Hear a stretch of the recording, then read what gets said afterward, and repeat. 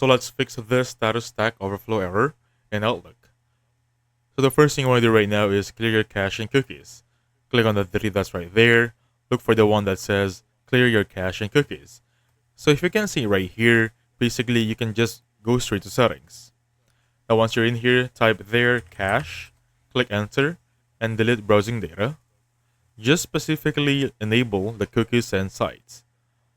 So for this one, you can select all time just to make sure everything is good. Click delete data and you'll be good to go. Next up, going back on email here or Outlook, select this new email because I want to access this application option. So the thing here is we're going to disable add-ins. As you can see right here, I do not have any add-ins. For example, you have, just disable them on this option and you'll be good to go. Lastly, updating both your Outlook and your browser. To update this one, basically go to your help sections, click on about Google Chrome. Automatically, it's being updated. That's it.